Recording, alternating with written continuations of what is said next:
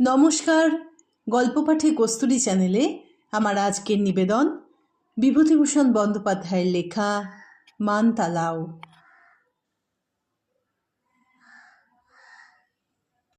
সে বললে, খুব জানি, মানতালাও খুব বড়, তবে ধারে বড় জঙ্গল। ভালুকের ভয় আছে, পাহাড় আছে, বাঘও আছে। বৈশাখ মাসের মাঝামাঝি, অসহ্য গরম। বেলা 4টে বেজে গিয়েছে। ভাবলুম, এই অসহ্য উত্তাপে বিহারের এমন সুন্দর হ্রদে স্নান করা সৌভাগ্যের কথা। সে প্রস্তাবে সবাই রাজি হলো। আমার মন প্রথমত সায় দেয়নি। কি জানি কেমন তালাও, মিথ্যেই দেরি হয়ে যাবে গয়া পৌঁছতে। কিন্তু যখন মোটরটি হ্রদের সামনে পৌঁছলো, হঠাৎ এসে পৌঁছলো একটা বনের বাঁক ঘুরেই, তখন হ্রদের সেই অপূর্ব রূপ আমাকে এত বিস্মিত করে দিলে যে আমি করণ সিংকে বললাম, কি জন্যে তুমি এর কথা আগে বলনি?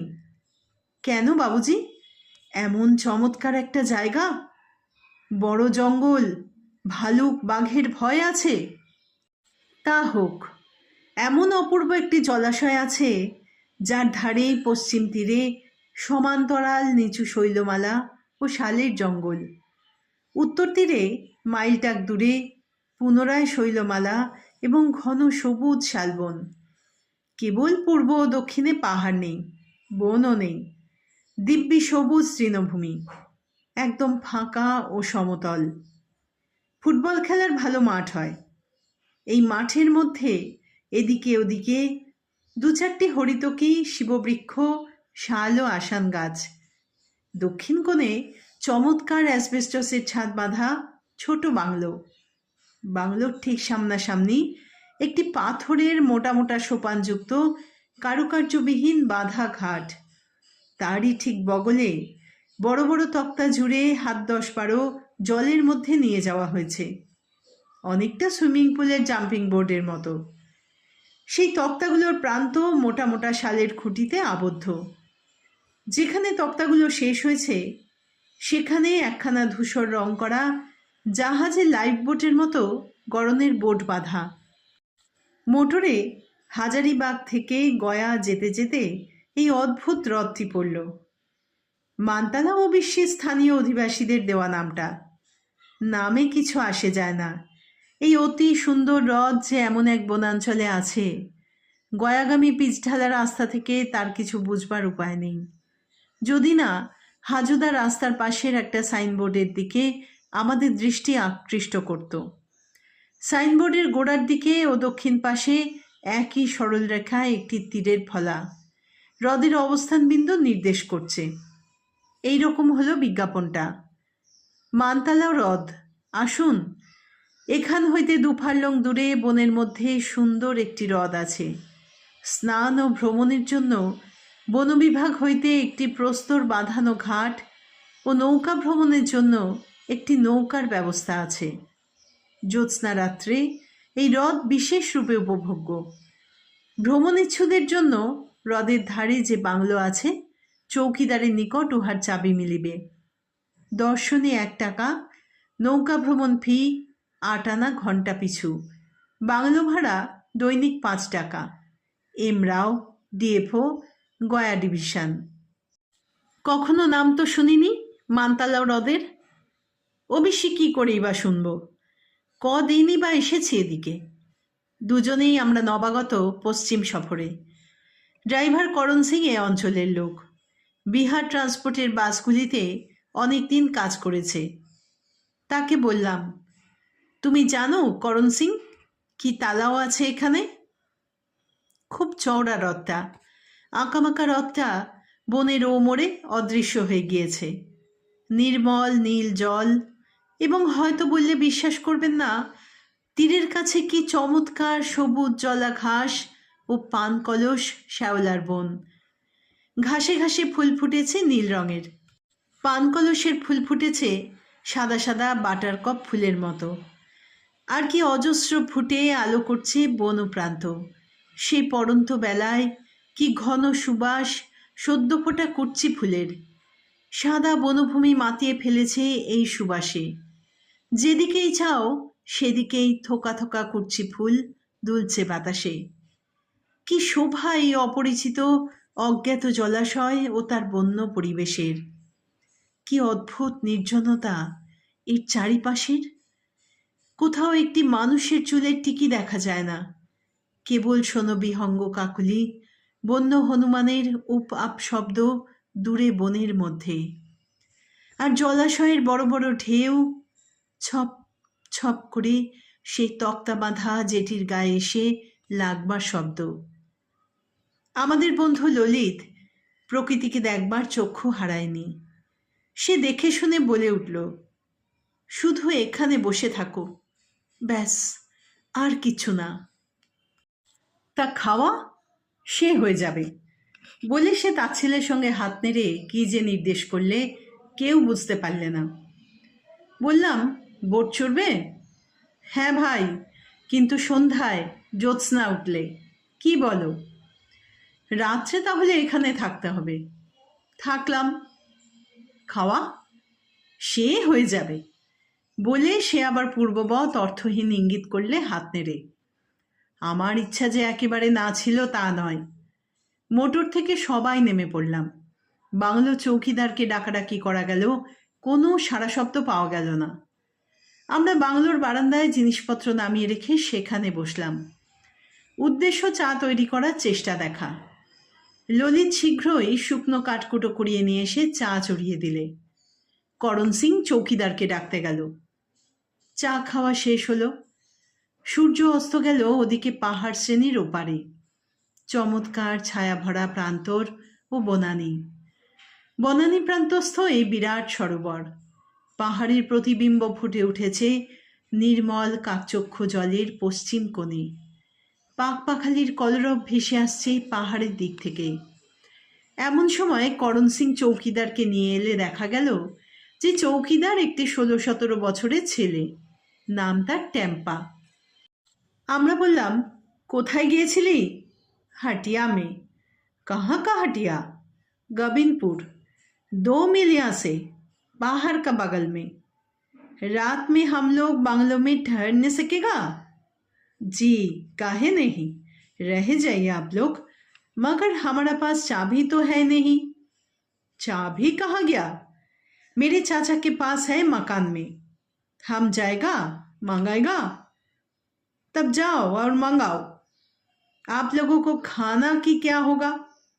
तुमको बनाना पड़ेगा, सकेगा नहीं? काहे नहीं हुजूर, मगर यहाँ कुछ नहीं मिलेगा, ना चाल ना दाल। घबराओ मत, सब चीज है हम लोगों का गाड़ी में। तुम एक ठो मुर्गी मंगाओ हटिया से। हाँ, दीजिए 2 रुपया, गांव से मंगाएंगे। बोट का चाबी कहाँ? वो खुला हुआ है, ले जाइए, एक ठो खाता में सही करने होगा। खाता लाओ। টেম্পা খাতা সই করিয়ে চাবি আনতে চলে গেল। আমরা করণ সিংকে জিনিসপত্রের তত্ত্বাবধানে নিযুক্ত করে বোট ছেড়ে দিলাম। সরোবরটি সব জায়গায় সমান চওড়া নয়। বোট নিয়ে যত আমরা ওর দৈর্ঘ্য ধরে এগিয়ে চললাম, তত বাঁ দিকের প্রস্থ বাড়তে লাগলো। শেষে এমন হলো যে ওপারের গাছপালা ছোট দেখাতে লাগলো। ওপারের পাহাড় হঠাৎ যেন বহু দূরে চলে গেল। হ্রদের জলে ছোট ছোট ঢেউয়ের সৃষ্টি করে পাহাড়ের দিক থেকে বাতাস বইছে।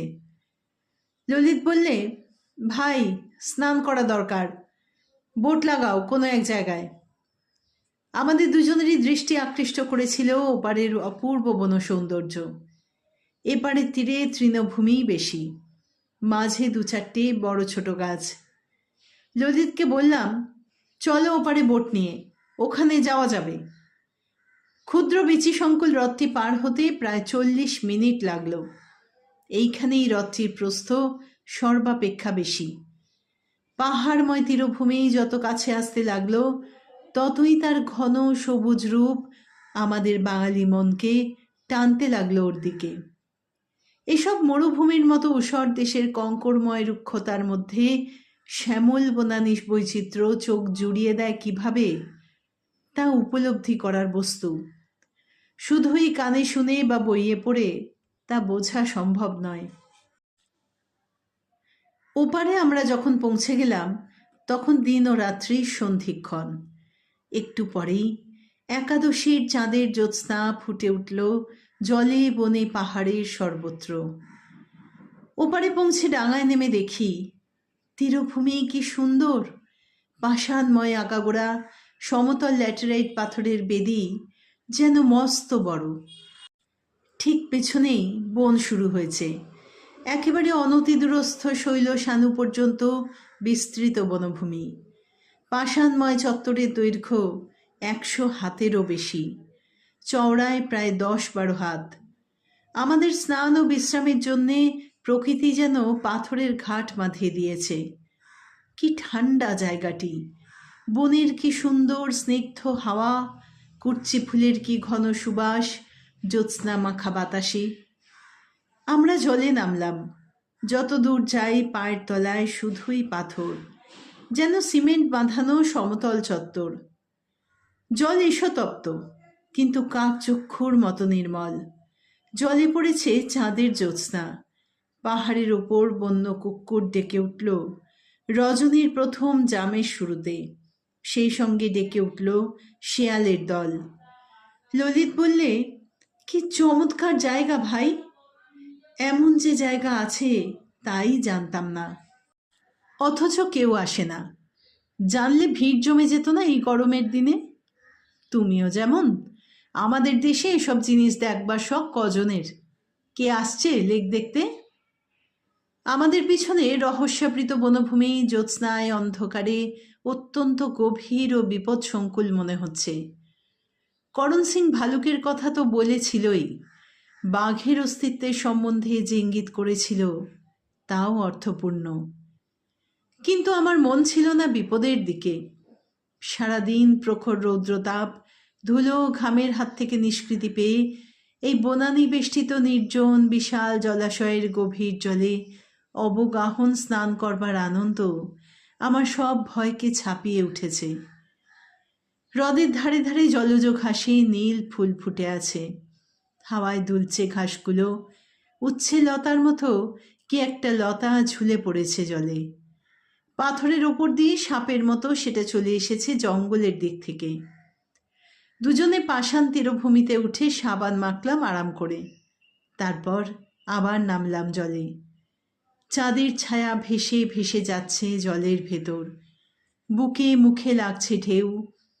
পাষাণময় তটে মৃদু শব্দে ছলাৎ ছলাৎ করছে, তাল খাচ্ছে। চারিধার নিস্তব্ধ নির্জন। কি সুন্দর রাত্রি, কি সুন্দর দেবলোকের সরোবরের মতো অগাধ জলরাশি। তিরিং করে একটা ছোট মাছ লাফিয়ে উঠে আবার জলে পড়ে গেল। জল, জল, জীবন দায়নি সুধার প্রবাহ। ভগবানের কি অদ্ভুত সৃষ্টি এই জল! কিন্তু এই জলকে ঠিকমতো ভোগ করতে হলে এমনি ধারা অগাধ জলের সরোবরে বা নদীতে এমনই ছায়ানিবিড় বনফুলের ধারে ঠান্ডা জলে অবগাহন স্নান করা চাই, সারাদিনের পরিশ্রম ধুলো ও দুর্দান্ত গ্রীষ্মের পরে। কলকাতার আঁটোসাঁটো বাথরুমে জলের কল খুলে স্নান করে কিছুতেই বোঝা যাবে না জলের কি মহিমা, অবগাহন স্নানের কি আস্বাদ। তার উপর যদি জ্যোৎস্না রাত হয় আর এমনই জনহীন সরোবরটি পাওয়া যায়, তবে সৃষ্টির আনন্দের অনেকখানি স্নান করে উঠে নিয়ে আসা যায় দৃষ্টির সাহায্যে ওর ফটো তুলে। স্মৃতির পটে এই ফটো চিরদিন থেকে যাবে এবং জীবনের মহাসম্পদ হয়ে থাকবে। স্নান করে স্নিগ্ধ হয়ে আবার আমরা বোট বেয়ে অজানা রহস্যলোকের দিকে এগিয়ে চলি পশ্চিম তীর ধরে। আমাদের বাঁদিকের বন ও পাহাড় ধরে ধরে অনেক দূর বেয়ে চলেছি ডাঙার কাছে।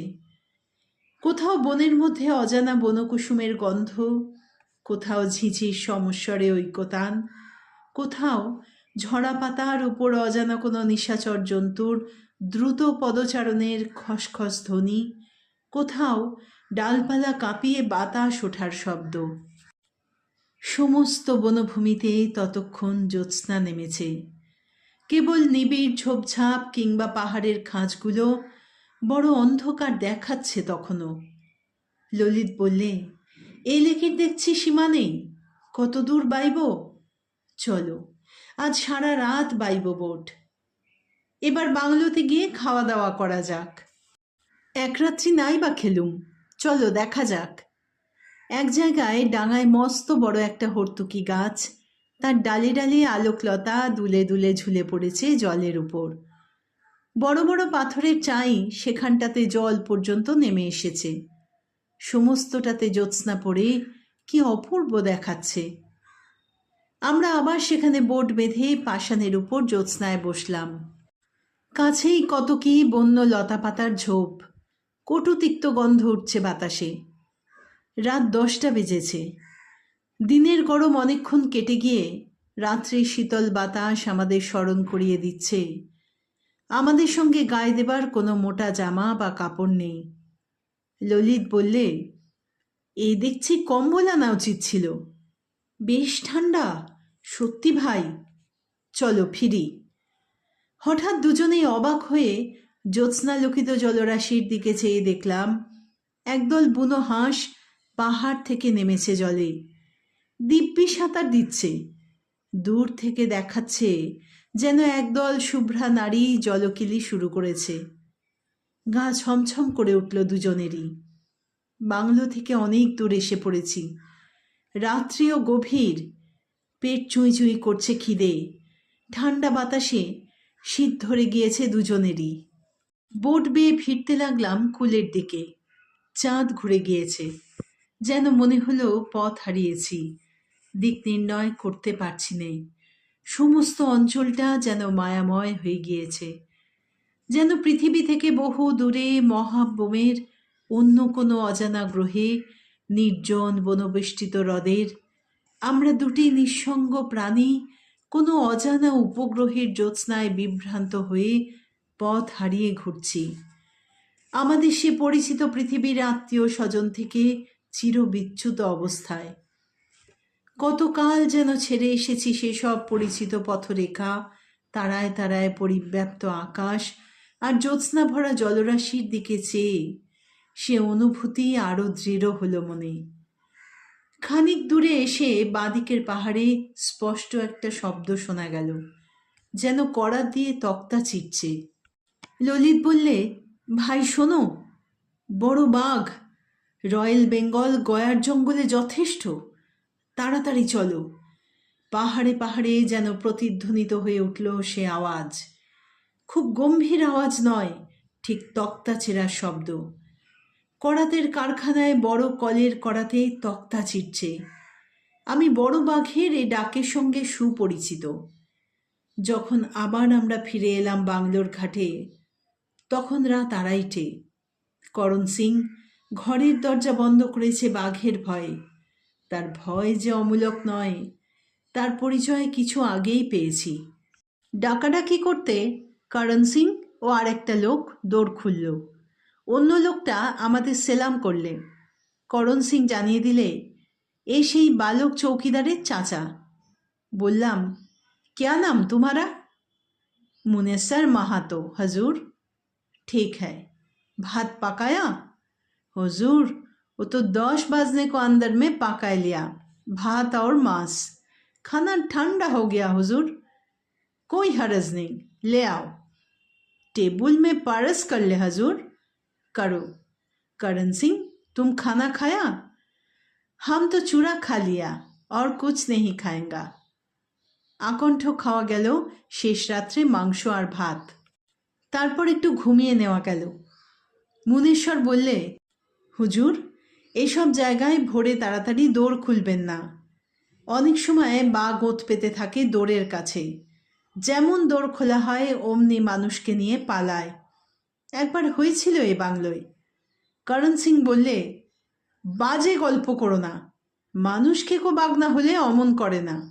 আমি বিহার ট্রান্সপোর্টে কাজ করছি 20 বছর, কত পাহাড় জঙ্গল ঘুরেছি, কখনো শুনিনি এমন কথা। मुनेश्वर रेगे बोले, आप लोग क्या जानता, मोटर से घूमता है, जंगल का हालचाल क्या मालूम है आप लोगों का? छोड़ दीजिए वो बात, आप लोग रहिए यहाँ पर 2-5 रोज, आपको नहीं दिखलाने सकेंगे तो जुर्माना देंगे 10 रुपया जरूर। বেলা 8টায় দুজনে উঠলাম। তার আগেই মনেশ্বর উঠে দোর খুলেছে, সুতরাং বাঘের ভাড়া থাকলেও কেটে গিয়েছে। চা তৈরি করলে ললিত। আমরা রওনা হবার আগে হ্রদের জলে স্নান করে নিলাম। জল অত্যন্ত শীতল, শরীরে যেন নতুন বল পেলাম, নতুন আনন্দ, নবজীবন। সামনে আবার রাত যখন পড়বে, বিহারে দুর্দান্ত গরম, লু বইবে দুপুরের দিকে, বালির ঝড়ে দিক অন্ধকার হয়ে যাবে, তখন দৌড় বন্ধ করে খাটিয়ায় শুয়ে মনে পড়বে এই অদ্ভুত মায়াময় হ্রদটি, এই অগাধ স্নিগ্ধ শীতল জলরাশি, এই শ্যামল বনাকীর্ণ উপত্যকা। গত রাত্রে জ্যোৎস্নালোকিত হ্রদবক্ষে স্মৃতি হয়ে পড়বে তখন দূরকালের স্বপ্নের মতো অবাস্তব। বিদায় অজানা সরোবর, বিদায়। আবার এ পথে এলে দেখা হবে নিশ্চয়।